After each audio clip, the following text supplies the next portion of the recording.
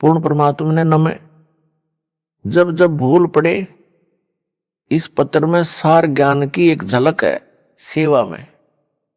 पूज्य गुरुदेव स्वामी रामदेवानंद जी महाराज जी को दंडवत प्रणाम। गुरु जी के श्री चरणों में कोटि कोटि नमन। परमेश्वर कबीर जी के हीरे मोती लालो व सर्व संगत को दास का शुभ आशीर्वाद। आप सभी की अटूट श्रद्धा गुरुदेव के चरणों में सदा बनी रहे। आप भक्ति दान सेवा करके आजीवन मर्यादा का पालन करते हुए इस महाकष्टदायक यानी दुखालय दुखों के घर काल ब्रह्म यानी ज्योति निरंजन के लोक से निकलकर अपने पिता के घर सतलोक में चले जाओ। आपको एक पत्र भेज रहा हूं। यह गुरुदेव स्वामी रामदेवानंद जी के लगाए बाग के पेड़ पौधों में लगे कीड़ों से रक्षा करेगा। यह स्प्रे का काम करेगा। काल के दूतों से बचाव के लिए रक्षा कवच बनेगा। इसको पढ़कर भी जो काल के भेजे दूतों से किनारा नहीं करेगा, वह परमेश्वर कबीर जी का हंस नहीं है, वह काल की फर्द में चढ़ा है।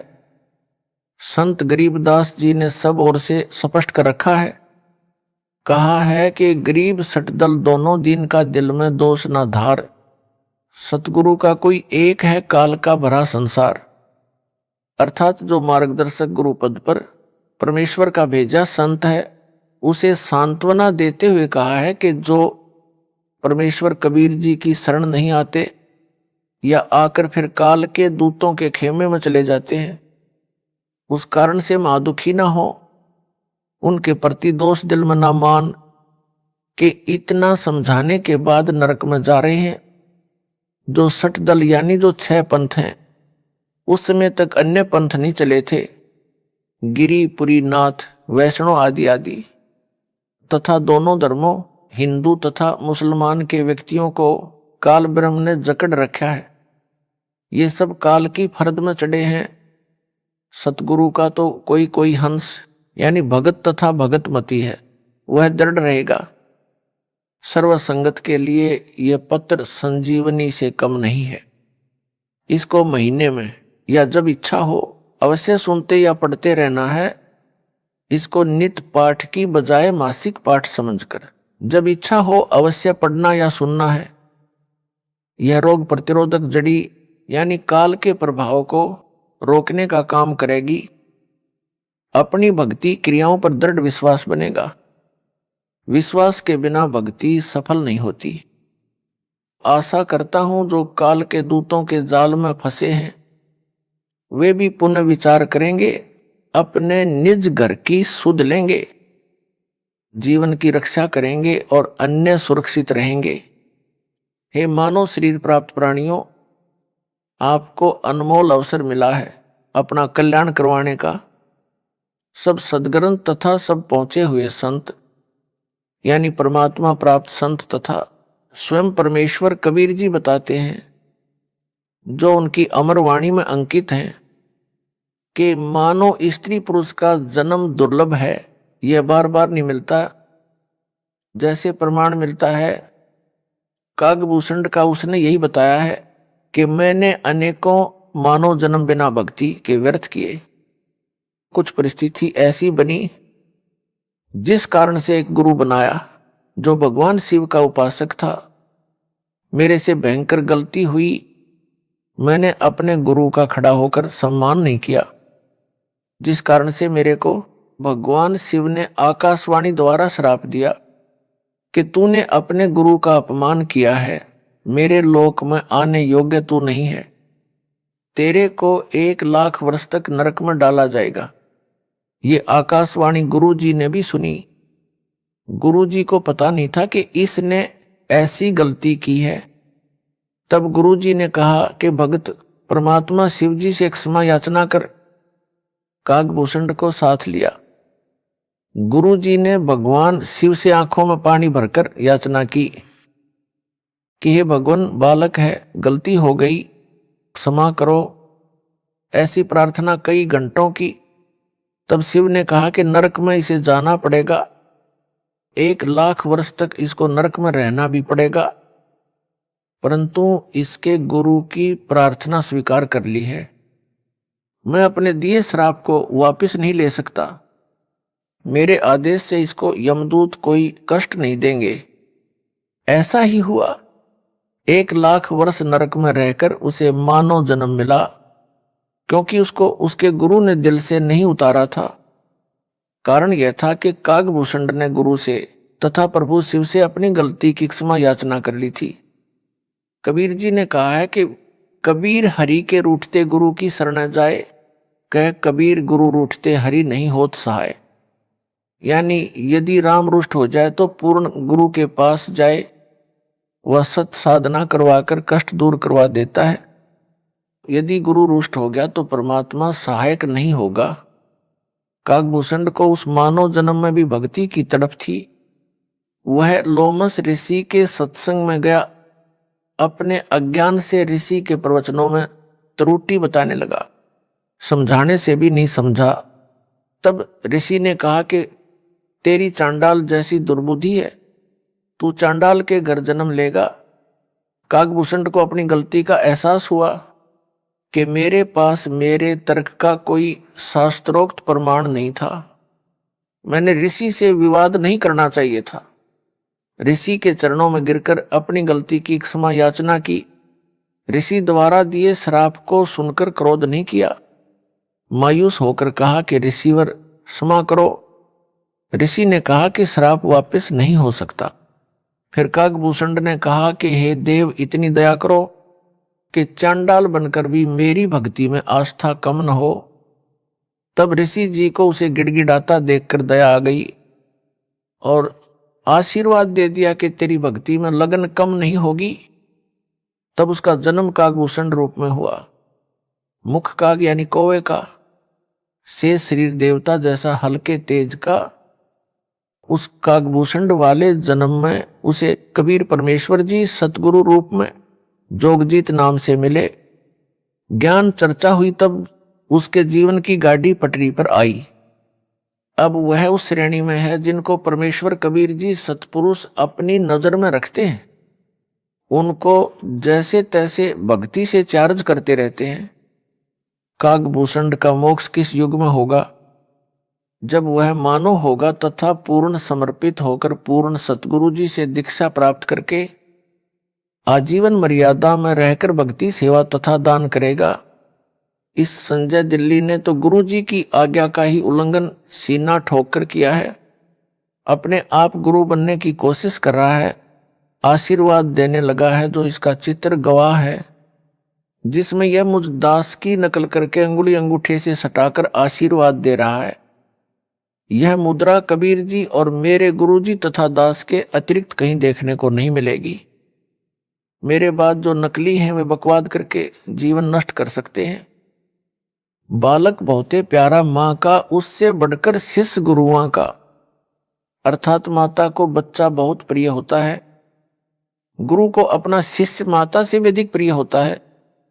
जो शिष्य बार बार गलती पर गलती करता है तो भी गुरु जी का प्रयत्न यही होता है कि किसी तरह यह सुधार कर ले, अपना मानव जीवन नष्ट ना करे। इसे ज्ञान नहीं है कि मानव जीवन कितना मूल्यवान है। मेरे को ज्ञान है, ये बालक है।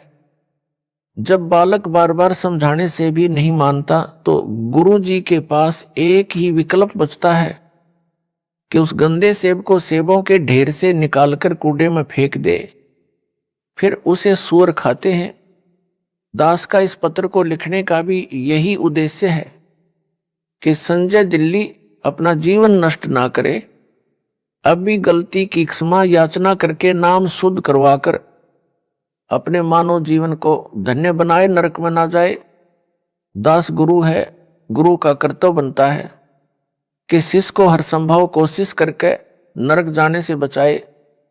यदि किसी का बेटा बेटी बालक चला जा रहा है, सामने गहरा गड्ढा है, माता पिता की दृष्टि पड़ जाए तो वे दौड़कर उसे बचाने की भरसक कोशिश करते हैं।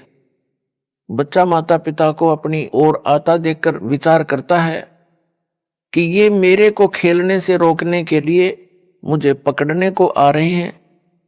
वह और तेज चल पड़ता है।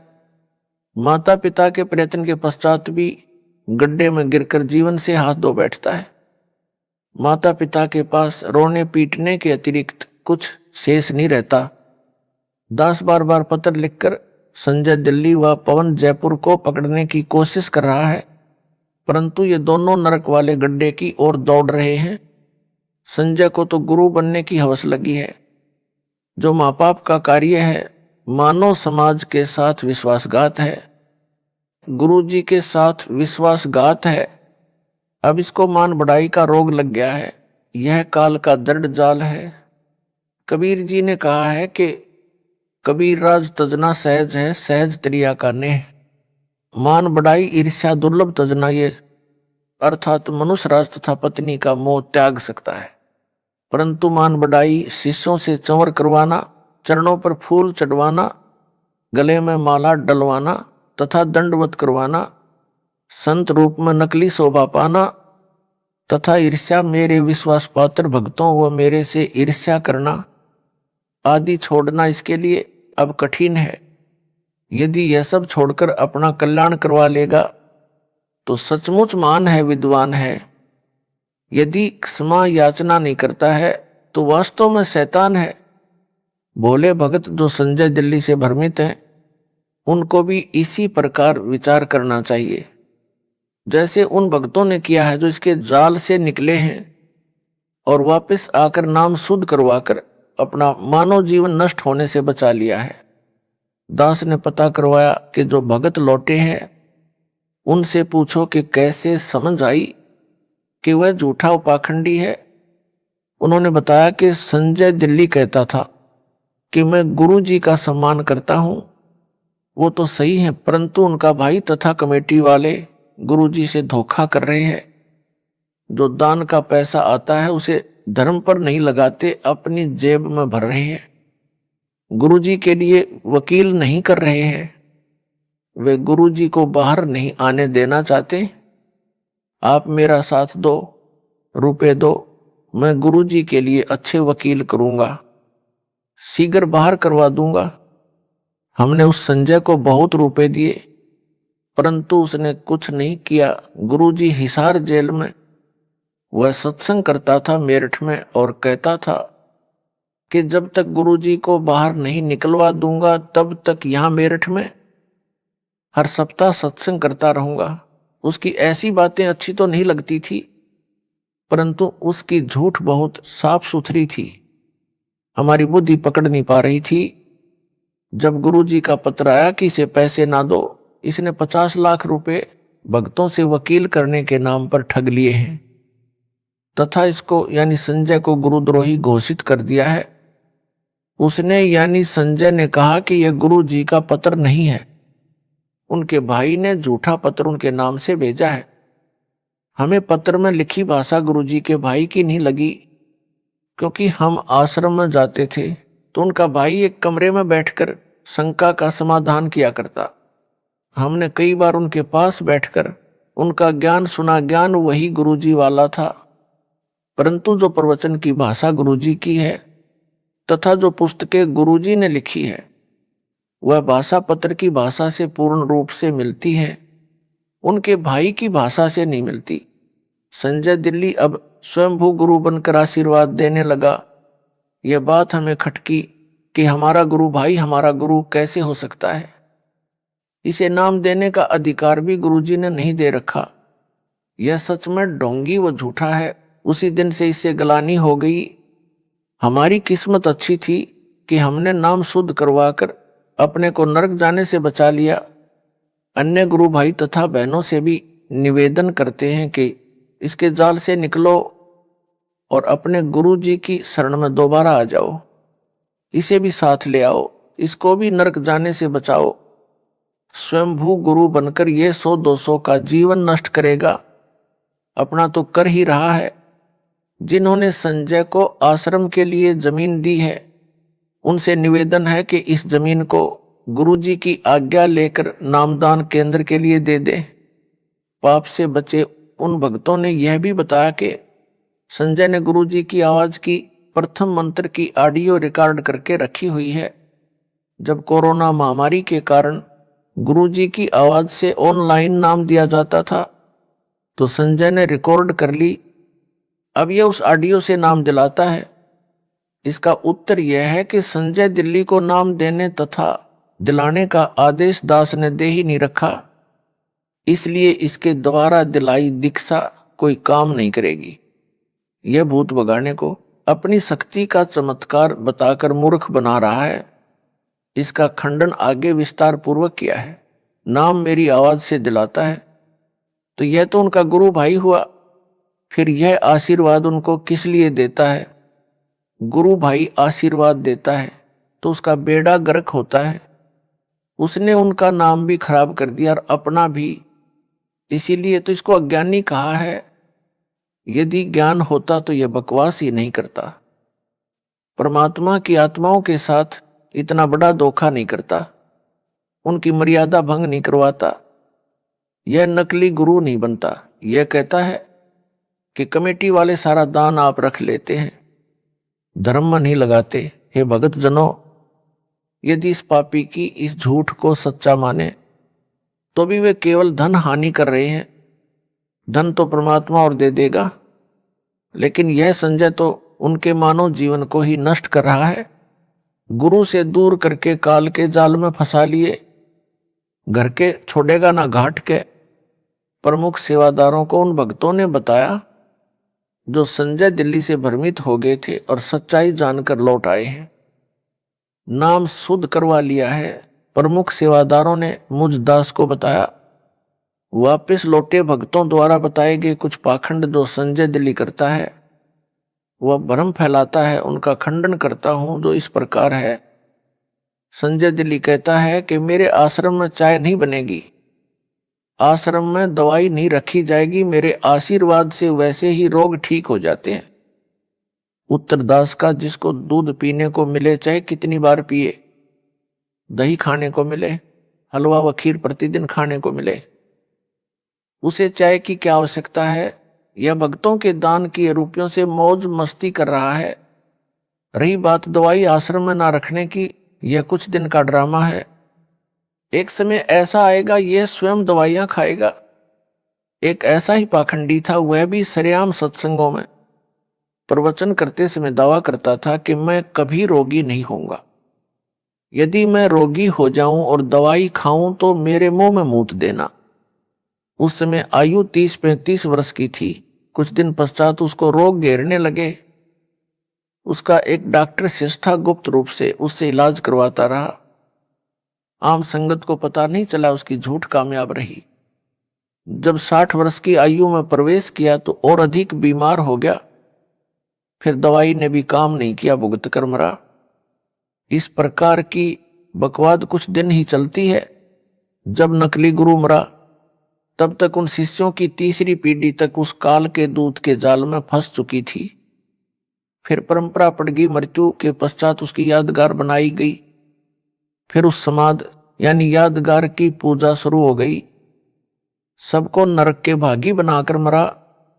संजय दिल्ली ने कुछ संगत को कुछ दिन यह कहकर बरगलाया कि गुरुजी तो सही हैं, उनका भाई तथा कमेटी के सदस्य तथा उनके आसपास जो कि सेवा में रहते थे वे गलत हैं। वे दान का सारा पैसा अपनी जेब में रख लेते हैं। गुरुजी को जेल से बाहर नहीं निकलने देना चाहते। आप संगत वाले मेरा साथ दें, रुपये दो, मैं गुरुजी को बाहर लाऊंगा। इस प्रकार की बातों से बहुत सारे अनुयायी जो नए नए तथा कुछ पुराने भी उसके बहकावे में आ गए। मेरे द्वारा नियुक्त विश्वास पात्र भक्तों को दान देना भी बंद कर दिया। उस समय वह संजय पाखंडी 50 लाख रुपये भक्तों के दान के ले गया। एक भी वकील नहीं किया आज तक।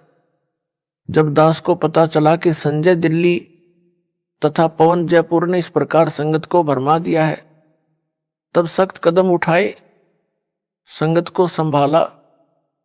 दास ने जेल जाने की लीला यह देखने के लिए की है कि मेरे सतलोक जाने के पश्चात संगत वाले इस अनमोल मिशन को कैसे चलाएंगे। अब तो दास संसार में है, जो भी त्रुटि अनुयायी करेंगे उनको समझाकर सीधे मार्ग पर ले आऊंगा। यदि कोई भगत या भगत मति समझाने के पश्चात भी सुधार नहीं करेगा तो वह हमारे काम का नहीं है, वह तो चेडू है। चेडू क्या है यह बताता हूं।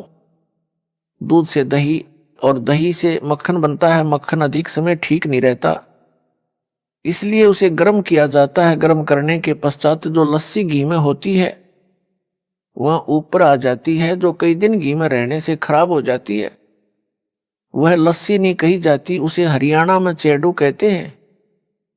यानी बेकाम का पदार्थ होता है। उसको एक बर्तन में डालकर उसमें ठंडा पानी डालकर कुछ देर छोड़ दिया जाता है। यदि थोड़ा बहुत घी उसमें रह गया होता है वह जम जाता है।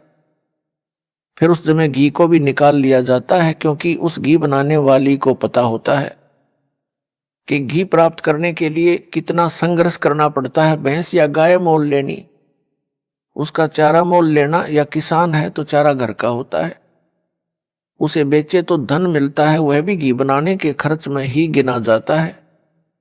फिर भैंस गाय की देखरेख, दूध निकालना, गर्म करना, दही बनाना, फिर मक्खन बनाना, तब मक्खन को गर्म करके शुद्ध घी तैयार किया जाता है। इसलिए घी बनाने वाली बहन, बेटी या माई घी का कण भी व्यर्थ नहीं जाने देना चाहती। उस चेडू के ठंडा होने पर जरा सा भी घी मिलता है तो उसे भी निकाल कर रख लेती है। उसको शुद्ध घी इतना प्रिय होता, घी का एक कण भी नहीं छोड़ती। फिर उस चेडू फुई को फेंक देती है।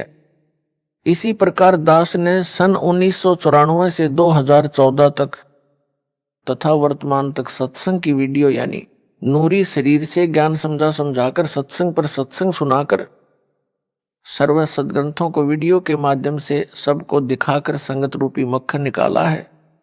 अब उस मक्खन को ताया गर्म किया है। इसमें जो चेडू होगा वो ऊपर आ जाएगा।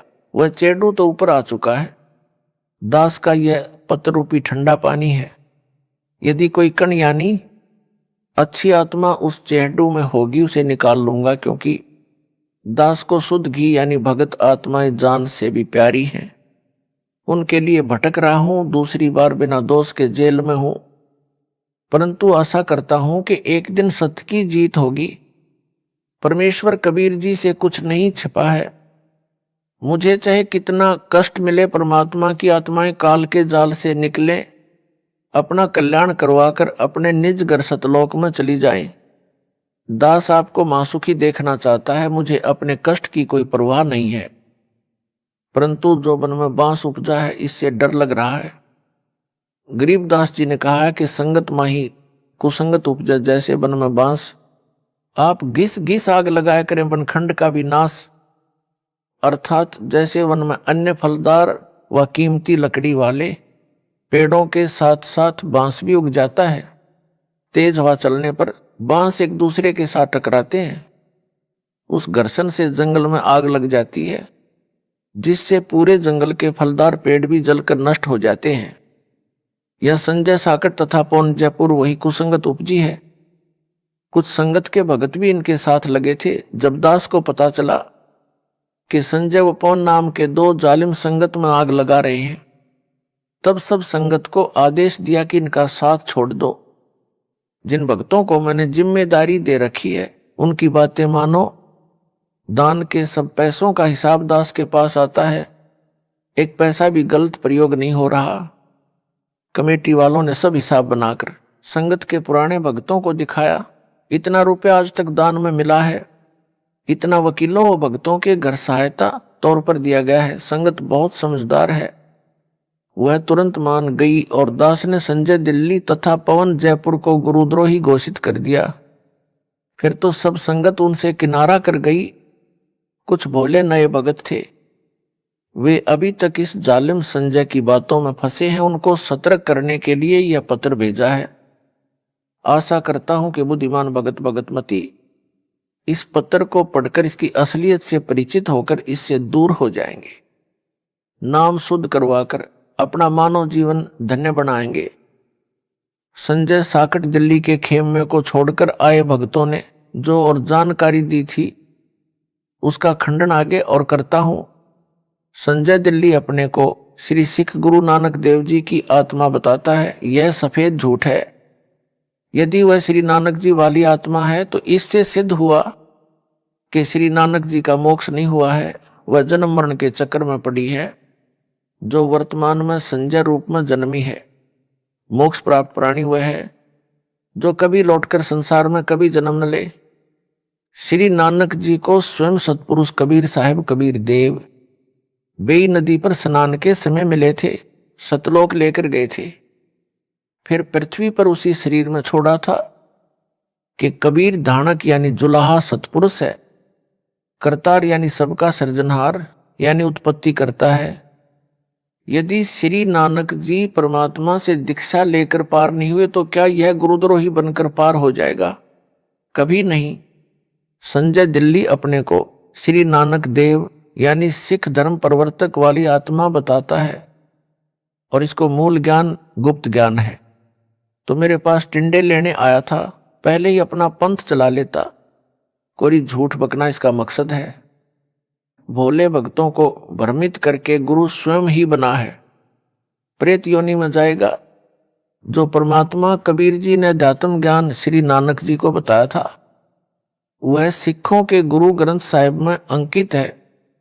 वही ज्ञान दास बता रहा है। श्री नानक वाली आत्मा इससे भिन्न ज्ञान कौन सा बताएगी? इससे भिन्न जो भी ज्ञान है वह अज्ञान है, काल के दूत की पहचान।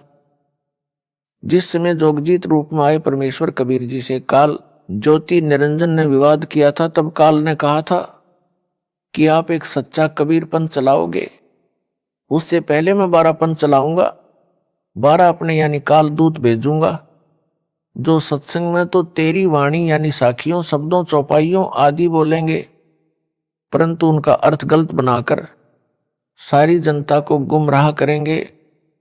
उन 12 पंथों के पश्चात और अनेकों पंथ अपने दूत भेजकर चलाऊंगा, सब जीवों को भरमाऊंगा।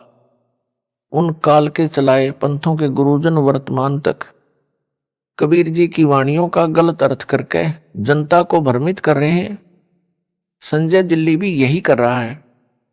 सत्संग व वाणी तो मेरे सत्संगों की चलाता है, ऑडियो व वीडियो दोनों स्वरूप यानी फोटो भी मेरा वो कबीर परमेश्वर का रखता है, परंतु अपने अज्ञान से मेरे तत्व ज्ञान को अज्ञान बनाकर भ्रमित करता है।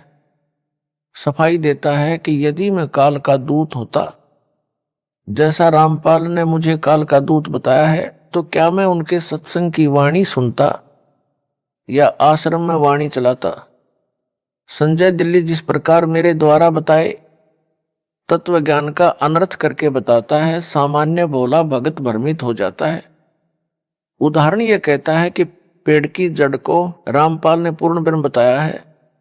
जड़ पूर्ण ब्रह्म नहीं हो सकती, उसे पोषक तत्व मिट्टी से मिलता है। पूर्ण ब्रह्म को किसी के सहारे की आवश्यकता नहीं है, जड़ को मिट्टी का सहारा लेना पड़ता है।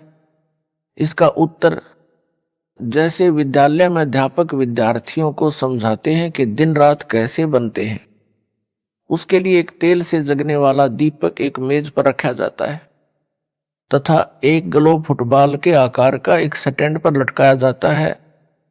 अध्यापक कहता है कि बच्चों, दीपक को सूर्य मानो, ग्लोब को पृथ्वी मानो। पृथ्वी घूमती है, तब जो भाग सूर्य के सामने आता जाता है वहां दिन होता है, जो भाग सूर्य के सामने नहीं होता वहां रात होती है। इस संजय जैसा मूर्ख विद्यार्थी तर्क दे कि दीपक सूरज नहीं हो सकता। दीपक को जगने के लिए तेल का सहारा लेना पड़ा, माचिस का सहारा लेना पड़ता है। सूर्य को किसी के सहारे की आवश्यकता नहीं। क्या वह विद्यार्थी बुद्धिमान हो सकता है? क्या वे उसके साथी जो उसके ऐसे तर्कों को सुनकर उसकी बातों तर्कों को सही मानते हैं, वे बुद्धिमान हो सकते हैं? दोनों मूर्ख हैं। यह तो एक उदाहरण है। ऐसा तर्क देना ही मूर्खता का परिचय देता है। ऐसे ही गीता अध्याय 15 के श्लोक नंबर 1, 4 तथा 16, 17 में वृक्ष का उदाहरण देकर सृष्टि की वह समर्थ परमेश्वर तथा सब देवताओं की स्थिति समझाई है। पाठकों इसका खंडन इसी पत्र में विस्तार पूर्वक आगे भी किया है, कृपया वहां पढ़े। आपको पता चलेगा यह कितना विद्वान है और कितनी बकवास बकता है। भक्तों को विचार करना चाहिए कि जब गुरु जी ने गुरुद्रोही घोषित कर दिया तो वह कुछ भी सफाई देता रहे, नहीं मानना चाहिए। यदि वह सच्चा सुच्चा होता तो दास उसे क्यों दिल से उतारता, क्यों उसे गुरुद्रोही घोषित करता। माली का पौधा खराब हो जाए तो उसे जड़ से उखाड़कर फेंक देता है। उसे कष्ट बहुत होता है, परंतु और कोई विकल्प नहीं बचा था। सब दवाई व खाद डाला, परंतु व्यर्थ रहा। जैसे सेब विक्रेता की टोकरी भरी सेबों में से एक सेब दागी हो जाती है तो वह उसे निकालकर कूड़े में डाल देता है। उस खराब सेब को सूअर खाते हैं। कितना पौष्टिक तथा महंगा फल यानी सेब था। सेब विक्रेता को दुख बहुत हुआ सेब खराब होने का तथा फेंकने का। यदि नहीं फेंकता तो अन्य सेबों को भी वह गंदी सेब गंदा कर देती। संजय दिल्ली के अपलक्षण हद से ज्यादा देखकर इसे संगत यानी टोकरी से निकालकर फेंका। इसने एक पवन नाम के भगत को भी खराब किया जो जयपुर का रहने वाला है। इन दोनों को टोकरी से निकालकर फेंकना पड़ा। दास को दुख तो बहुत हुआ, परंतु विवश होकर यह कदम उठाना पड़ा। कबीर गुरु के दिल से उतरे, वह नाम बिहुना होए। जाको काल घसीट ही राख सके ना कोई। मानुष जन्म पाए कर खोए, गुरु विमुखा जुग जुग रोवे। गुरु से करे कपट चतुराई, सो हंसा भाव भर में आई। गुरु से कपट शिष्य जो राख है, यमराजा के मुख दर चाख है। संजय साकट कहता है कि रामपाल तो सतगुरु है, वह न संत है न भगत है न दास है। मैं दास भगत संत हूं। सारी संगत रामपाल को भगवान यानी साहेब मानती है। रामपाल सतगुरु है, भगत दास संत नहीं है। रामपाल ने 13वें पंथ के विषय में बताया है कि 13वें पंथ से सब अंधियारा हटेगा, वह संत भगत दास होगा। मैं यानी संजय ही वह संत भगत व दास हूं। रामपाल तो सतगुरु है। उदाहरण देता वाणी से, सतगुरु साहेब एक शरीरा। सतगुरु और साहेब यानी भगवान तो एक है। सारी संगत रामपाल को भगवान यानी साहेब मानती है, इसलिए साहेब और सतगुरु एक है। इसलिए रामपाल सतगुरु सिद्ध हुआ। अंधेरा तो भगत दास संत से हटेगा तथा सबका कल्याण होगा। वह मैं यानी संजय हूं। रामपाल को तो संगत भगवान यानी साहेब मानती है। फिर यह भी कहता है कि रामपाल भगवान नहीं हो सकता, इसने मां से जन्म लिया है। और यह भी कहता है रामपाल साहिब यानी भगवान है। साहिब और सतगुरु एक है, इसलिए रामपाल अज्ञान अंधेरा नहीं हटा सकता। अज्ञान अंधेरा तो दास भगत संत हटाएगा। वह मैं यानी संजय हूं, इसलिए रामपाल सतगुरु सिद्ध हुआ। इसको कहते हैं हुआ बाई बकदा, बिना सिर पैर की बातें। उस साकट से कहा जाए कि इससे आगे भी बोले, सतगुरु बिना ना लागे तीरा। पूर्ण चौपाई इस प्रकार है, सतगुरु साहेब एक शरीरा, सतगुरु बिना ना लागे तीरा। इसका अर्थ यह बनता है, सतगुरु व परमात्मा एक ही शक्ति होते हैं। सतगुरु के बिना न लागे तीरा का अर्थ है कि भवसागर के दूसरे तीर यानी किनारे नहीं जा सकता, यानी संसार से पार नहीं हो सकता। यदि वह मुझ दास को सतगुरु बताता है तो वाणी ही स्पष्ट कर रही है कि जीव का मोक्ष भी सतगुरु यानी रामपाल के बिना नहीं हो सकता। साकट संजय दिल्ली वाला फेल हुआ, यह उवा बाई बकता है। संजय गुरुद्रोही कहता है कि जो असुर निकंदन रमैणी में संत गरीबदास जी ने कहा है कि सतगुरु दिल्ली मंडल आयसी, वह मेरे यानी संजय के लिए कहा, क्योंकि मैं दिल्ली से आया हूं, इसलिए 13वां पंथ मैं ही चलाऊंगा। सब अंधेरा हटाऊंगा, सबका कल्याण करूंगा। विवेचन संजय दिल्ली तो अपने को संत दास तथा भगत कहता है और सतगुरु रामपाल को यानी मेरे को कहता है। इससे भी सिद्ध हुआ कि असुर निकंदन रमैणी में संजय के लिए नहीं कहा है, क्योंकि वह तो अपने आप को दास भगत बताता है। सतगुरु मुझे दास को बताता है। वाणी में तो वह सतगुरु कहा है जो दिल्ली मंडल में आएगा। साहिब तख्त कबीर खवासा, दिल्ली मंडल लीजे बासा। सतगुरु दिल्ली मंडल आयसी, सूती धरणी सूम जगायसी। अर्थात कबीर साहेब सतपुरुष के तख्त सिंहासन के पास रहने वाला, उनके सतलोक दरबार का खवास नौकर यानी दास दिल्ली मंडल दिल्ली के आसपास निवास करेगा यानी जन्म लेगा। रमैणी में दिल्ली नगर नहीं कहा है। साकट गुरुद्रोही संजय तो दिल्ली नगर में जन्मा है। वाणी में दिल्ली मंडल, मंडल का अर्थ है दिल्ली नगर के आसपास का कुछ क्षेत्र कहा है। जैसे वर्तमान में एनसीआर बनाया है, यह सब दिल्ली मंडल है, दिल्ली अलग राज्य है। वाणी में फिर कहा है कि वही सतलोक में कबीर साहब का खवास यानी दास यानी नौकर दिल्ली मंडल में सतगुरु बनकर आएगा और सोम यानी कंजूस लोगों को तत्व ज्ञान से जगाएगा, भक्ति दान सेवा करवाएगा। असुर निकंदन रमैणी की वाणी में तो स्पष्ट कहा है कि सतगुरु से जीव का कल्याण होगा। साकट संजय दिल्ली गुरुद्रोही का तर्क कुतर्क यानी गलत विवेचन सिद्ध हुआ। इसको वाणी का अर्थ भी ठीक से नहीं करना आता, अनर्थ करके बताता है। काल का दूत यही करता है, यह स्पष्ट काल का दूत है। यह अपने को तत्वदर्शी संत बताता है, कहता है कि मेरे अतिरिक्त किसी को भी गुप्त ज्ञान मूल ज्ञान नहीं है, सब अज्ञानी है। इसने तो दास को भी अज्ञानी बताया है, क्योंकि वो कहता है कि मेरे अतिरिक्त किसी को तत्वज्ञान यानी मूल ज्ञान नहीं है। इससे तो यही स्पष्ट कर रहा है कि मैं संजय गुरुद्रोही ही तत्वदर्शी हूं। यदि वह दास द्वारा बताए यथार्थ अध्यात्म ज्ञान यानी तत्व ज्ञान से भिन्न ज्ञान रखता है तो उसकी पुस्तक बनाए या कोई वीडियो बनाकर इंटरनेट पर डाले, तब मेरी संगत का छोटा सा बालक भी उसके अज्ञान का पर्दाफाश कर देगा। यह संजय दिल्ली गुरुद्रोही प्रथम नाम मंत्र वही जाप करने को देता है या मेरी आवाज से प्रथम मंत्र दीक्षा दिलाता है जो दास ने इसको दीक्षा में दिए थे, तथा जो भी सतनाम यानी 2 अक्षर का इसको दिया है, इसको ना सार नाम दिया है, ना सार शब्द प्राप्त करवाया है। अब यह गुरुद्रोही इन दोनों नामों प्रथम मंत्र तथा सतनाम से भी खाली हो गया है। वाणी में कबीर परमेश्वर ने कहा है कि गुरु के दिल से उतरे वह शब्द बिहुना होए, वाकू काल घसीट ही राख सके ना कोय। अर्थात जो शिष्य पूर्ण गुरु यानी सतगुरु के दिल से उतर जाता है यानी गुरु जी द्वारा गुरुद्रोही घोषित कर दिया है, उसका नाम कनेक्शन कट जाता है, वह शब्द यानी नाम रहित खाली हो जाता है, उसको काल घसीट ले जाता है, उसे कोई नहीं बचा सकता।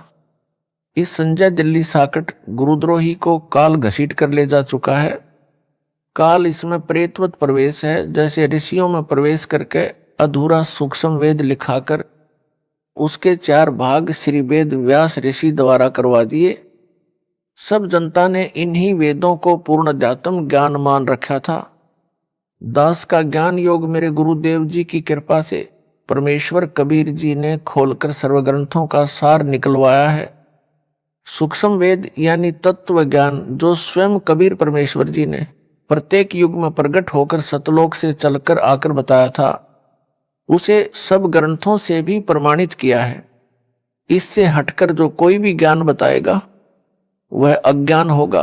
कबीर जी ने कहा है कि 9 मन सूत उलझिया ऋषि रहे जखमार, सतगुरु ऐसा सुलझा दे उलझे ना दूजी बार।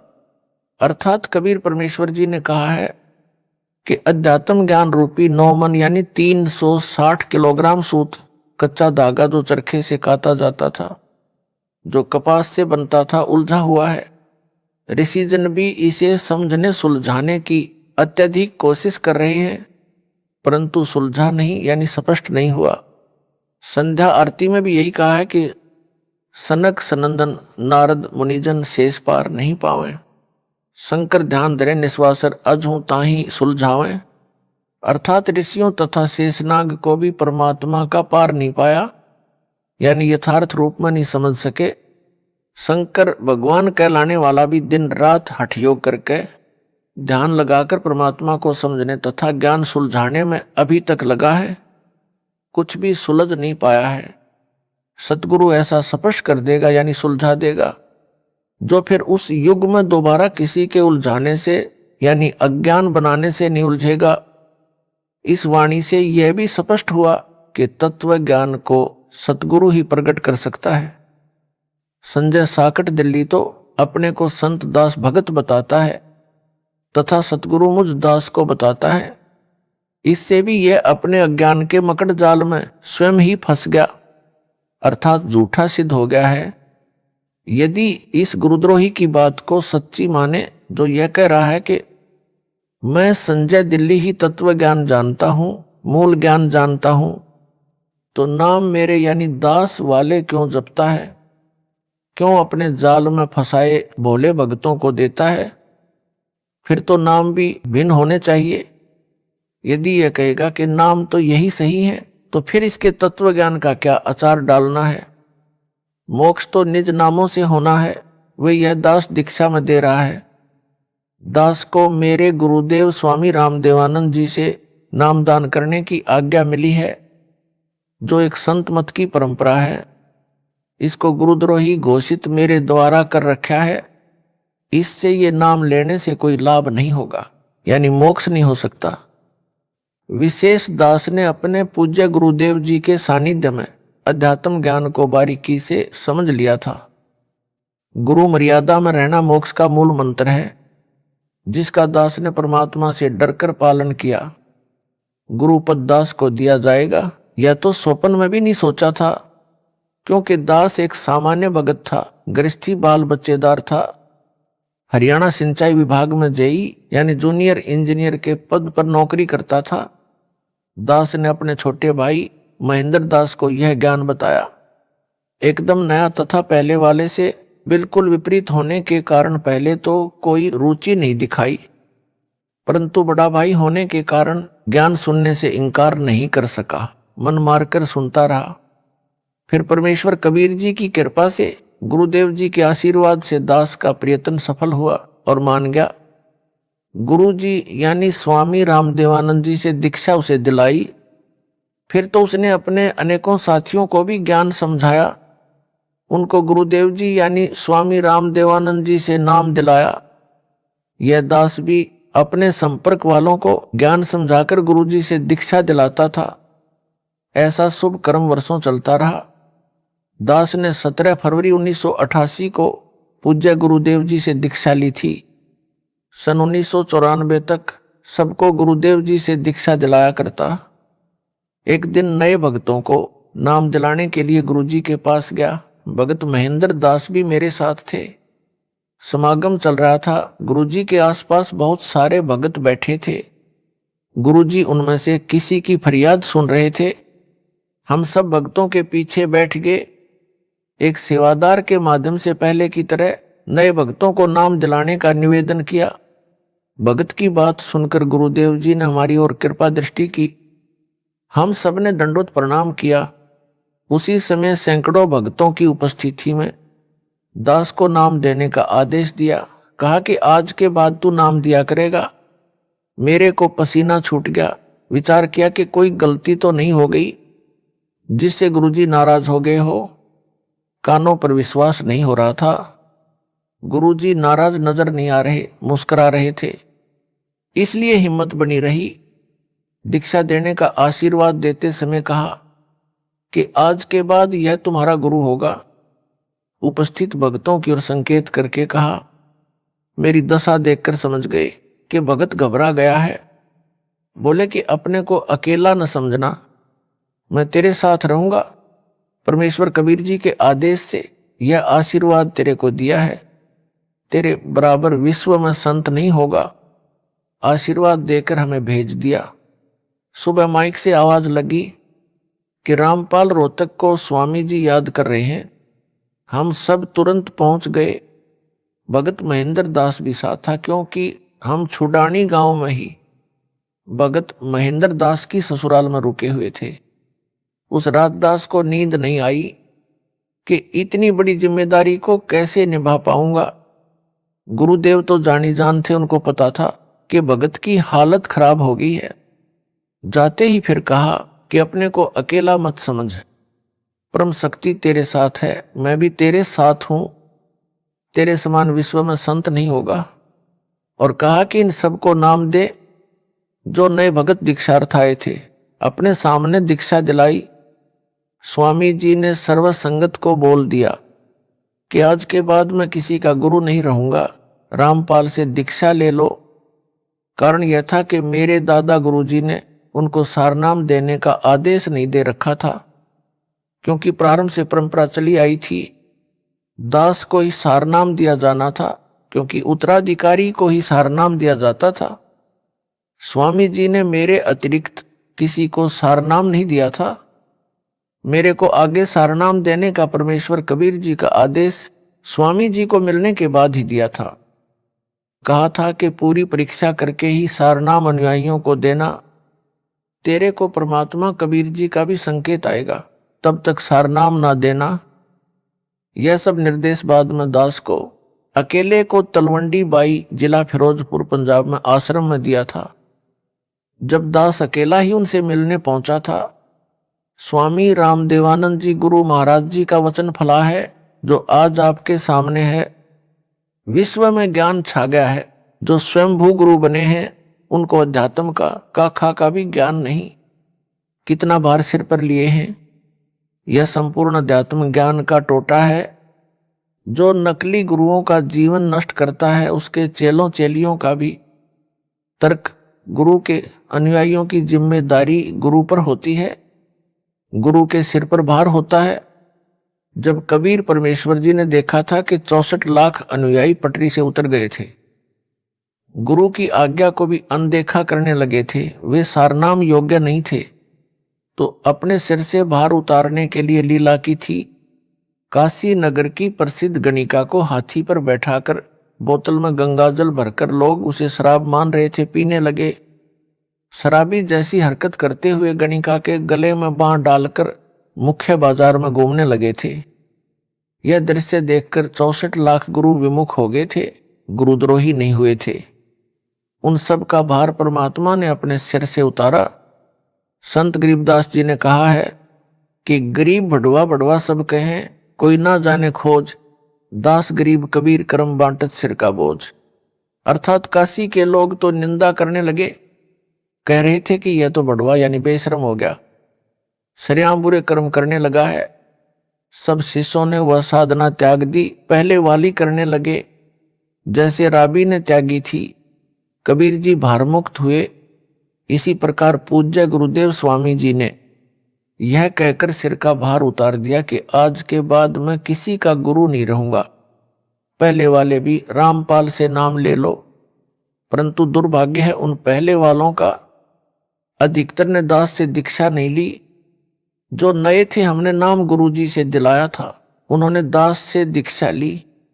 परमेश्वर कबीर जी ने अपने परम शिष्य गरीबदास जी को काल के साथ आंख में चोली खेलने की भविष्य की सब रणनीति बता दी थी। संत गरीबदास जी ने अपने एक शिष्य शीतलदास को सारनाम जाप को दिया था। उसे समझा दिया था कि केवल परम शिष्य को सारनाम देना है, वह केवल अपने उत्तराधिकारी को सारनाम देते रहेंगे। अगला निर्देश मेरा यानी कबीर जी का आएगा, उसके बाद संगत को देना प्रारंभ करना है। उसी आदेश के अनुसार यह सारनाम गुप्त रखा था। 1 मार्च सन 1997 को दास को परमेश्वर कबीर जी मिले। सारनाम देने का सही समय बताकर सारनाम देने का आदेश दे गए। दास से पहले मेरी गुरु प्रणाली के संतों को छोड़कर किसी कबीर पंथी या गरीबदास पंथी को सारनाम तो दूर है, सतनाम का भी ज्ञान नहीं था। सार शब्द तो अभी तक रहस्य में रखा है। सारनाम भी लंबी परीक्षा के बाद दिया जाता है। जो काल के दूत होते हैं वे पहचाने जाते हैं। जैसे यह संजय सारनाम मिलने से पहले ही पिछन गया कि यह काल का दूत है। गुरु बनना खाला जी का घर नहीं है। गुरु जी के आदेश के पश्चात नाम देने से तथा सारनाम देने से शिष्यों का भार नहीं रहता। जो केवल सतनाम या प्रथम नाम के पश्चात मृत्यु को प्राप्त हो जाते हैं, गुरुद्रोही नहीं होते हैं, तो उनको वर्तमान में तुरंत मानव जन्म मिलेगा, पूरी दीक्षा मिलेगी, वे मोक्ष प्राप्त करेंगे। 1000 वर्ष तक यह वीडियो से दीक्षा दी जाती रहेगी। अब किसी का भार दास पर नहीं रहेगा। जो स्वामी जी के शिष्य थे वे भक्ति से चार्ज किए गए थे। प्रथम मंत्री अधिकतर को दिया करते थे, किसी किसी को सतनाम देते थे। दास को प्रथम व द्वितीय नाम एक साथ दिया था, सारनाम एक हफ्ता बाद दिया था। उस समय दास को उपरोक्त योजना की जानकारी दी और बताया कि ये जितने पहले वाले शिष्य हैं ये तो केवल भौतिक सुख ही मांगते हैं, वो इनको संपत्ति यानी संतान दे रखा है, केवल तू ही एक ऐसा मिला जिसने मोक्ष मांगा। दास ने कहा कि हे दीन दयाल, भौतिक सुख यानी संतान नौकरी आपने पहले ही दे रखा था, आपके ज्ञान के पश्चात इसकी इच्छा भी नहीं रहती, इसलिए एक मोक्ष की ही भीख दास आपसे मांगता है। गुरु जी मुस्कुराए और आशीर्वाद दिया। यह परमेश्वर कबीर जी की प्रीप्लान पूर्व निर्धारित योजना थी। समझा है तो सिर धर पाऊं, बहुर नहीं रे ऐसा दाव। 17 फरवरी 1970 से 17 मई 1995 तक 18 वर्ष नौकरी करके त्याग पत्र देकर सतगुरु जी के आदेश का पालन करने के लिए छोटी सी नौकरी त्याग दी, जो एकमात्र निर्वाह का साधन था। 2 बच्चों लड़के तथा लड़की का विवाह सन 1994 में किया था। 2 बच्चे, एक लड़की एक लड़का छोटे थे, पढ़ रहे थे। राम हवाले छोड़कर सतगुरु जी के चरणों में समर्पित हो गया, मुड़कर घर नहीं गया। परमेश्वर के हंसों तथा हंसनियों यानी भक्तों भगतमतियों को सच्चे परमात्मा का सच्चा ज्ञान देकर सच्ची भक्ति बताई। सतगुरु जी के आशीर्वाद से दास का त्याग रंग लाया। बच्चे भी परमेश्वर ने पाले व पढ़ाए, दास को अपनी नौकरी दी, दास का कल्याण किया, सतलोक का निवासी बना दिया। विश्व में इस ज्ञान का कोई सानी नहीं। सब ग्रंथों का सार निकालकर भगत समाज के समक्ष रख दिया। असंख्यों वर्षों का उलझा ज्ञान सुलझ गया। जिनको मोक्ष चाहिए आओ और अपना जन्म सफल बनाओ। गरीब ज्यों बच्चा गऊ की नजर में, यूं साईं को संत, भक्तों के पीछे फिरे भगत वत्सल भगवंत। यह कहावत दास के ऊपर चित्रार्थ हुई। दास ने भक्तों के सहयोग से गांव-गांव नगर नगर में जाकर सत्य ज्ञान सत्य साधना की अलख जगाई। गुरुदेव के आशीर्वाद ने सब कार्य किया। सन 1996 में किसी भगत के रिश्तेदार ने एक गज यानी 85 वर्ग गज में बनी एक कमरा, बरेंडा, रसोई, बाथरूम तथा लैट्रिन, कुछ आंगन वाली छोटी सी कुटिया कुछ समय के लिए प्रयोग करने के लिए दी। यह कुटिया उसने स्वयं खरीदकर अपने पाखंडी गुरु को बनाकर दे रखी थी, जो बाद में धोखेबाज निकला। जो मेरे पूज्य गुरु जी के पास रहता था, भगवान वेश भी ले रखा था, गुरु के साथ भी धोखा करके भागा था, गुरुद्रोही बना था। कुटिया दान करने वाला हमारा भगत नहीं था, उस पाखंडी का भगत था, जिस कारण से वह किसी बाबा पर विश्वास नहीं करता था। हमारे भगत के कहने पर वह कुटिया उधारी दी थी। जब भगत ने पूर्ण विश्वास दिलाया, तब परम पूज्य गुरुदेव स्वामी रामदेवानंद जी के 3 आश्रम पंजाब राज्य में, खन्ना, मोगा तथा तलवंडी भाई की, तथा एक आश्रम नजफगढ़ दिल्ली में था, जहां पर दास को दीक्षा की भीख मिली थी। उस समय दास ने उनकी सेवा में एक भगत भेज रखा था। भगत ने बताया कि दादा गुरुजी ने अपने निजी सेवादारों को बुलाया और बोले कि मुझे हरियाणा ले चलो रामपाल के पास। आयु बहुत हो चुकी थी, लंबा सफर करना उचित ना था। भक्तों ने निवेदन किया कि आपका लंबे सफर में जाना उचित नहीं, परंतु एक नहीं सुनी। सन 1996 में 13 दिसंबर से 19 दिसंबर तक उसी जींद कुटिया के पास खाली प्लाटों में, जो किसी किसी के थे, निर्माण नहीं किया था, प्रथम खुला पाठ 7 दिन का किया जा रहा था। परमात्मा 12 दिसंबर 1996 को ही जींद कुटिया में आ गए। दास देखकर आश्चर्यचकित तथा बहुत खुश हुआ, दंडवत किया। भगत जन सेवा में लग गए। उस प्रथम अनुष्ठान को अपने सानिध्य में सफल करवाया। 7 दिन मौसम बसंत जैसा रहा। 20 दिसंबर 1996 को सर्दी व धुंध छा गई। स्वामी जी उस कुटी में 23 जनवरी 1997 तक रहे। 24 जनवरी को तलवंडी बाई पंजाब में गए। 25 जनवरी को विश्राम किया। 26 जनवरी 1997 को बैठे बैठे सतलोक चले गए। सब आश्रमों की सुविधा त्याग कर अपने दास विदुर के पास आए। वहां जब देखा कि यथार्थ कबीर पंथ यानी 13वें पंथ की नींव दृढ़ हो चुकी है, सतलोक चले गए।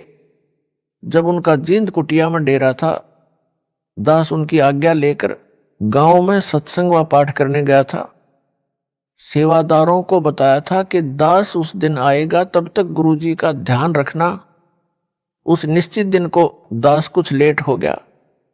कुटिया में केवल गुरुजी के स्नान आदि की व्यवस्था शुद्धता से की थी। शुद्धता का ध्यान रखते हुए दास जींद पहुंचकर किसी भगत के घर स्नान करने लगा, जिस कारण से देरी हुई। उस समय तक सेवादारों से 10 बार पूछा कि रामपाल आया है। उनको तान रखा था कि पता करो क्यों नहीं आया। उस समय मोबाइल को तो जानते भी नहीं थे, अन्य फोन भी गांव में नहीं थे। जब भक्तों को पता चला तो एक भगत आया और बोला, स्वामी जी ने 10 बार पूछ लिया कि कहाँ है, आज आने की कह गया था, क्या कारण हुआ। दास उसी समय भगत की मोटरसाइकिल लेकर तत्काल पहुंचा। कई भगत बैठे थे। दास ने दंडवत किया और चरण चंपी करने लगा। दास का सिर पकड़ा और ऊपर को किया। बोले, मैंने भगवान पा लिया, तेरा पाना दुर्लभ हो गया। दास चुप रहा। गुरुदेव की अंतरात्मा की आवाज थी। अगले दिन तलवंडी बाई वाले आश्रम में चले गए, वहां से सतलोक गमन किया। कबीर हरि के रूठते गुरु की शरण में जाए, कह कबीर गुरु रूठ गए तो हरि ना होत सहाय। कबीर जिन बातों से गुरु दुख पावे, उन बातों को दूर भावे। गरीब इन बातां क्या पाइए, राजी कर सतगुरु रूठे नू। अर्थात गुरु को प्रसन्न रखो, मोक्ष होगा। बकवादों से कुछ नहीं मिलना। यह संजय दिल्ली गुरुद्रोही दावा करता है कि यहां मेरे आश्रम में भूत माफी मांगते हैं। भूतों को यहां बुलाया जाता है। बहुतों की प्रेत बाधा दूर हो रही है। यह क्या छोटी बात है? क्या मेरे में शक्ति नहीं है? इसका उत्तर इस प्रकार है। आपको राबी के विषय में ज्ञान है कि उसने सतगुरु देव जी से दीक्षा लेकर 4 वर्ष साधना की थी। फिर किसी मजबूरी के कारण वह साधना त्यागनी पड़ गई। परंतु ऐसी परिस्थिति में भक्ति मार्ग त्यागना गुरुद्रोही की श्रेणी में नहीं आता, गुरु विमुख वाली श्रेणी में आता है। उस 4 वर्ष की मर्यादित साधना से उस देवी में इतनी भक्ति की शक्ति हो गई थी कि उसके लिए मक्का वाला मंदिर उड़कर विमान की तरह लेने चला आया और उस भगत आत्मा को लेकर यथास्थान पर स्थापित हो गया। परंतु मोक्ष से बहुत दूर रही। मोक्ष कई जन्मों में कष्ट भोगकर पुनः सतगुरु शरण में आने से ही हुआ। यह संजय साकट भी 3-4 वर्ष मर्यादा में रहा। अब यह गुरुद्रोही हो चुका है। इससे मोक्ष सौ कोस दूर हो गया है। उस मर्यादित साधना से मिली भक्ति ज्यादा नहीं टिकेगी, सीधा नरक में जाएगा। यह है सार ज्ञान। यदि इसे समझ होती तो इतनी बड़ी गलती नहीं करता। अब नाम देने का अधिकार इसको यानी संजय दिल्ली को दास ने यानी इसके भूतपूर्व गुरु ने नहीं दे रखा। वह सार नाम इसको प्राप्त नहीं। दावा करता है भूत निकालने का, भूतों को बुलाने का। भूत प्रेत निकालने व डालने वाले तो इस जैसे भारत में लाखों अड्डे हैं। इसने उस गांव को भूतगाह यानी प्रेतों का स्थान बना दिया। जैसे राजस्थान प्रांत में गांव मेहंदीपुर में बालाजी भूतगाह बना है, वहां केवल भूतों को निकालने डालने का काम है। अनगिनत जनता वहां जाती है। किसी का मोक्ष नहीं होना, क्योंकि मोक्ष तो सतगुरु से दीक्षा लेकर आजीवन मर्यादा में रहकर भक्ति सेवा दान करके प्राप्त होता है। गुरु भी पूर्ण हो। मेहंदीपुर में बालाजी का धाम कैसे बना? मेहंदीपुर राजस्थान प्रांत में एक सच्चा सुच्चा इंसान था। आयु लगभग 30 वर्ष हो चुकी थी। परमात्मा की भक्ति करता था। किसी कारण से विवाह नहीं करवाया था। जहां भी परमात्मा की कथा सत्संग चर्चा होती पहुंच जाता। सब कहते हैं कि गुरु बिन मोक्ष नहीं। उसने भी गुरु बनाया। गुरु रामायण का पाठ व कथा किया करता था। कोई भी पाठ करना होता है तो देसी गाय भैंस के घी की ज्योति जलाई जाती है जो हवन का काम करती है। उसने एक श्री राम का मंदिर भी बनवा रखा था। उसमें रामचंद्र, सीता व लक्ष्मण तथा हनुमान की मूर्तियां पत्थर की स्थापित कर रखी थी। उन मूर्तियों के सामने अखंड ज्योति जलती थी। किसी में प्रेत बाधा होती तो उस मंदिर यानी आश्रम में जग रही ज्योति को वह हनुमान की मूर्ति तथा श्री राम, लक्ष्मण, सीता की मूर्ति को देखकर चिल्लाने लग जाती, बाबा छोड़ दे, कभी नहीं आऊंगा। कुछ देर में वह प्रेत बाधा वाला व्यक्ति स्त्री या पुरुष शांत हो जाता। यह सब मेहंदीपुर वाला भगत भी देखता था। वह भी जो कोई प्रेत बाधा वाला उसके संपर्क में आता उसे गुरु धाम में ले जाता और भूत निकलवाता। एक बार गुरुजी बीमार पड़ गए, इलाज के लिए दूर शहर में चले गए। वहां लगभग 6 महीने रहना पड़ा। उसकी मौत हो गई।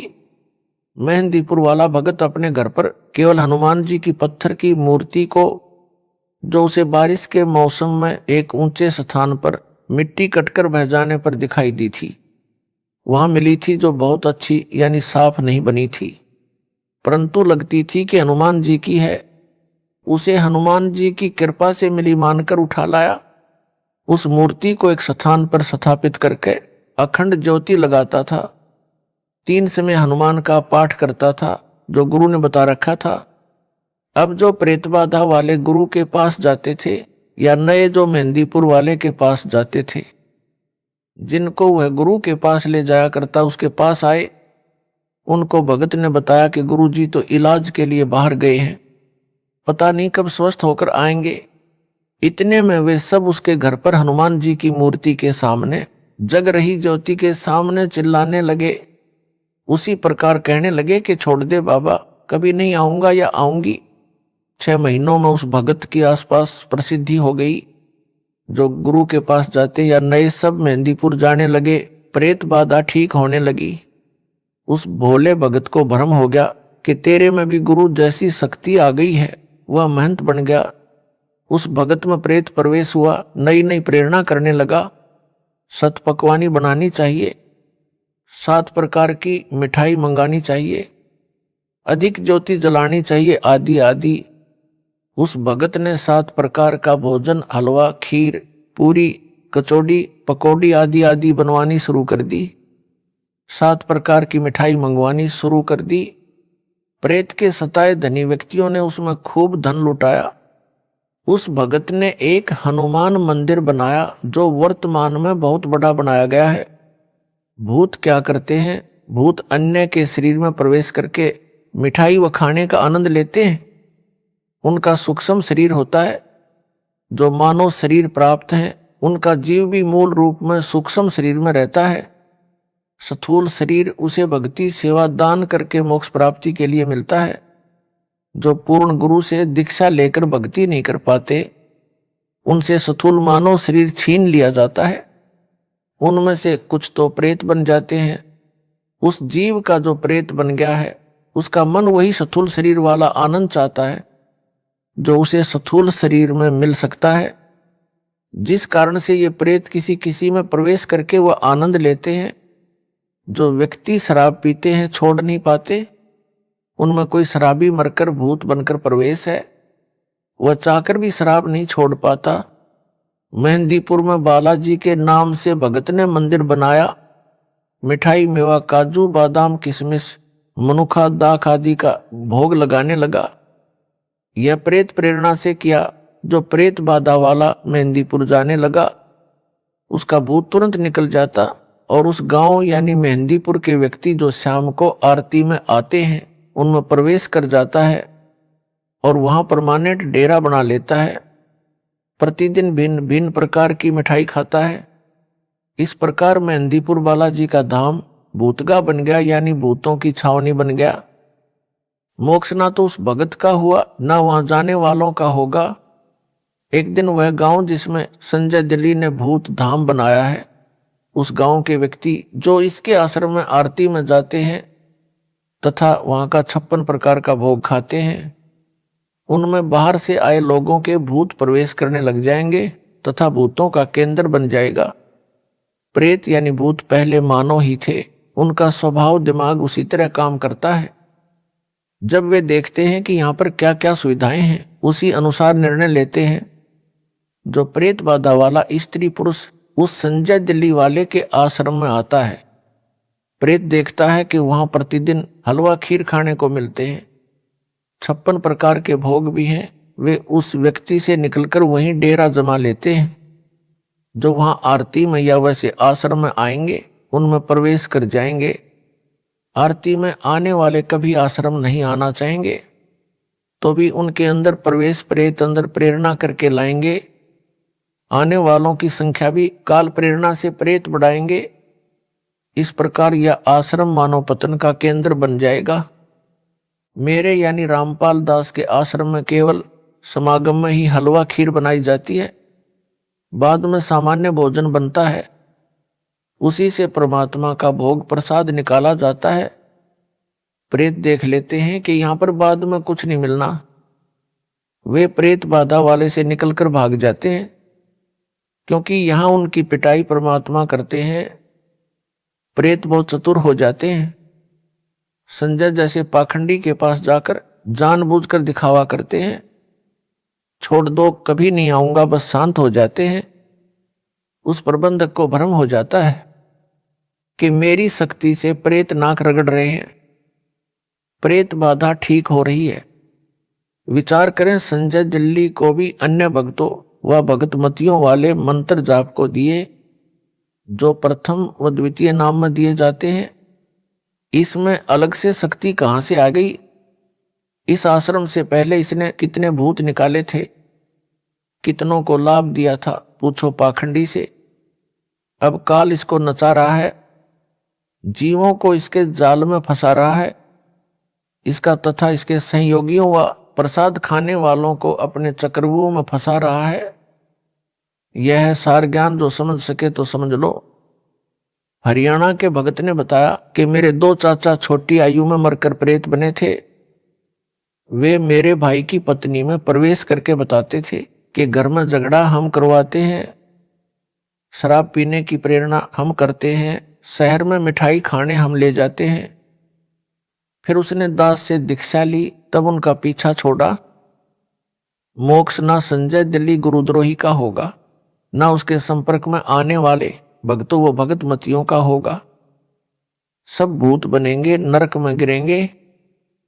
एक बड़ा अधिकारी था, वह राम व हनुमान का परम भगत था। मेहंदीपुर बालाजी की वर्तमान में बड़ी ख्याति है।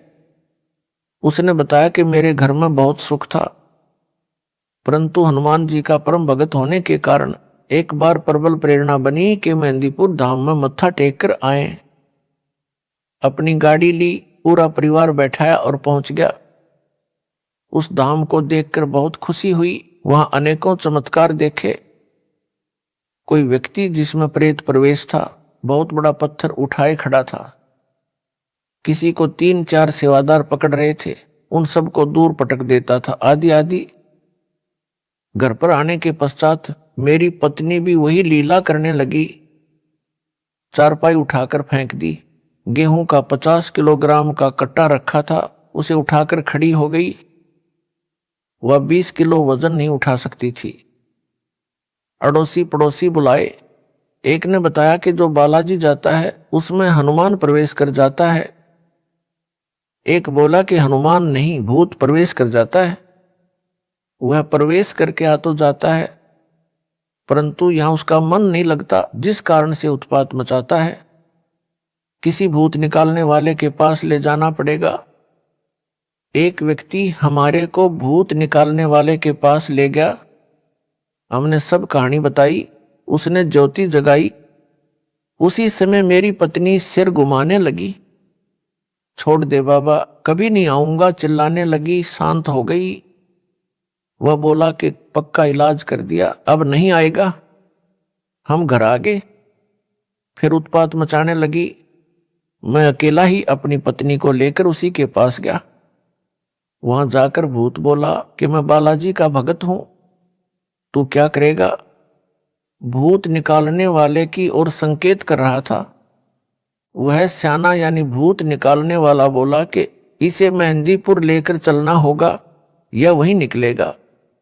2 दिन बाद उस स्याने को साथ लेकर मैं अपनी पत्नी को लेकर मेहंदीपुर गया। वहां जाते ही मेरी पत्नी सिर घुमाने लगी। कुछ देर में ठीक हो गई। मैं उस स्याने से बोला कि शीघ्र चलो। वह बोला कि कुछ रुपये चढ़ा दो, कुछ प्रसाद ले लो। मैंने जो उसने कहा वो किया और फुल स्पीड से गाड़ी चलाकर वहां से निकले। घर तक सब ठीक रहा। शाम को फिर वही लीला शुरू हुई। मेरी तो जान निकल गई कि यह क्या समस्या गले डाल ली मेहंदीपुर जाकर। उसके पश्चात जिसने जहां स्याना बताया गए, 1-2 दिन ठीक ठाक रहता, फिर वही समस्या। कहीं कहीं हफ्ता ठीक निकल जाता। मेरी पत्नी में पहले 1 भूत था, फिर 3 आगे, उसमें 2 और प्रवेश वहीं से करके आगे।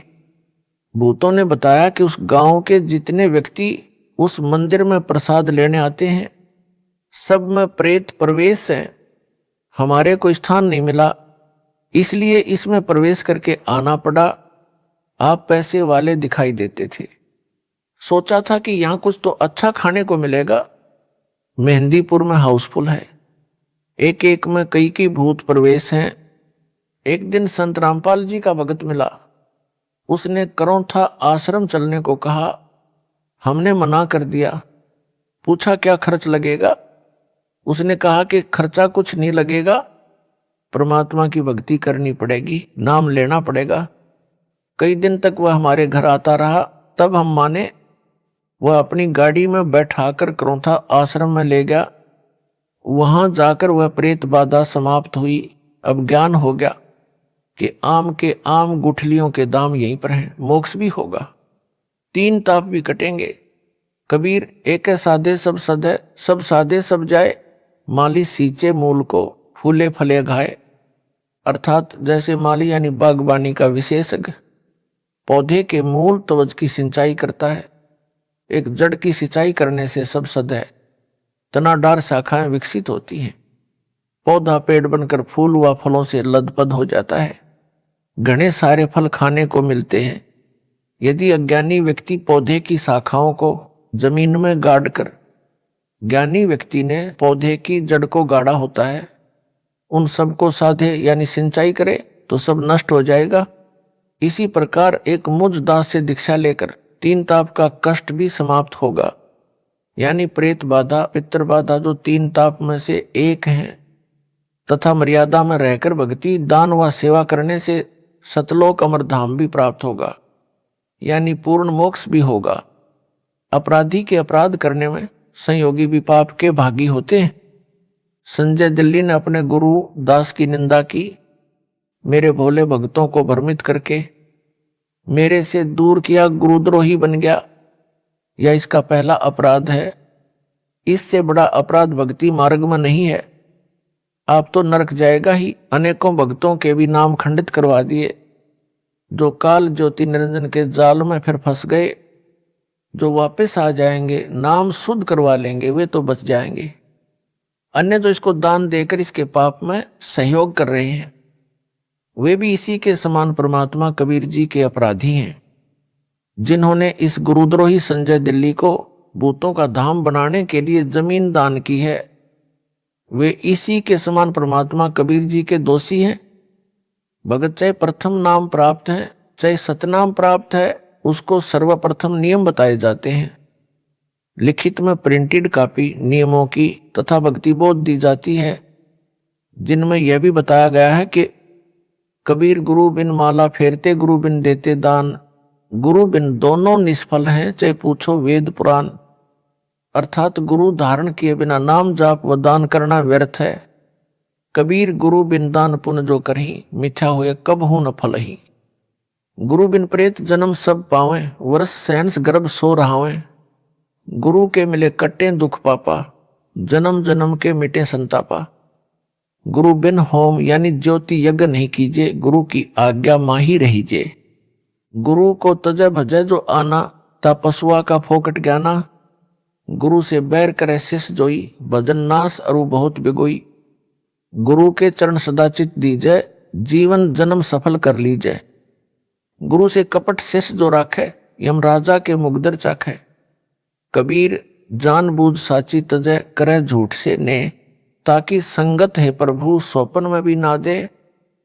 संत गरीबदास जी की वाणी भी स्पष्ट करती है, गरीब गुरुद्रोही की पैड़ पर जय पग आवे वीर, 84 निश्चय पढ़े सतगुरु कहें कबीर।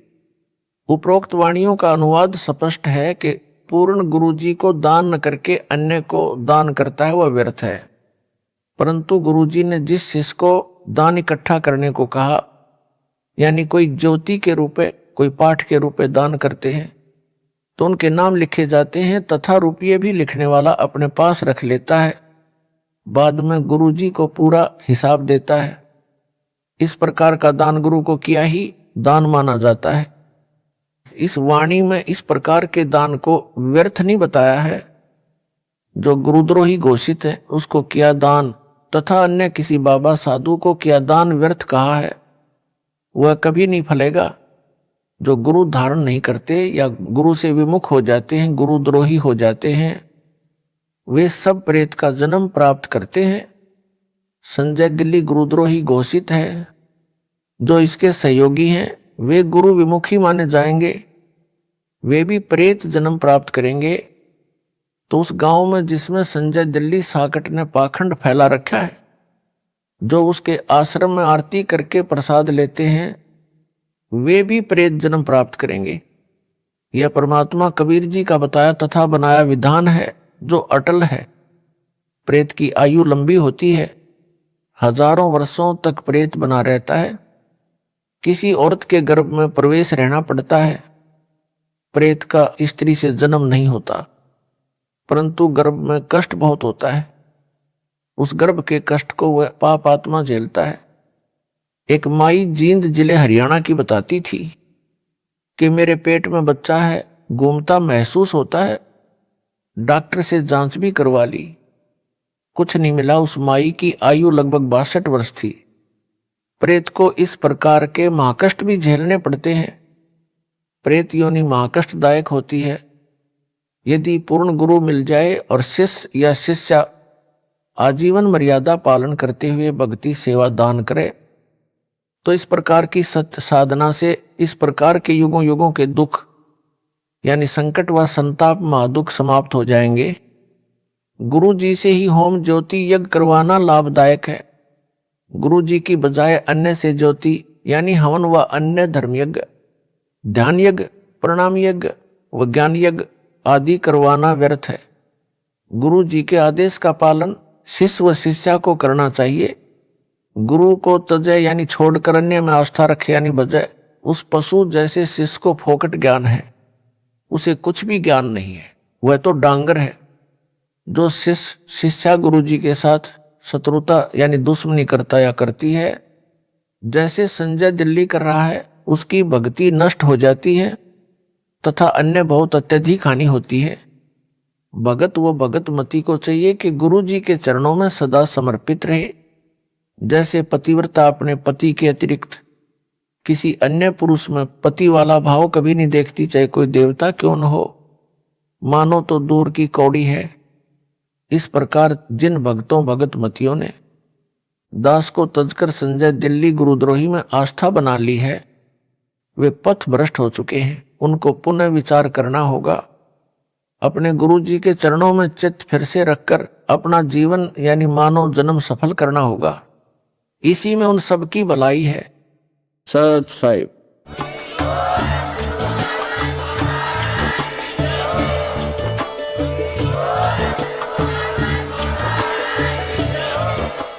सत साहिब।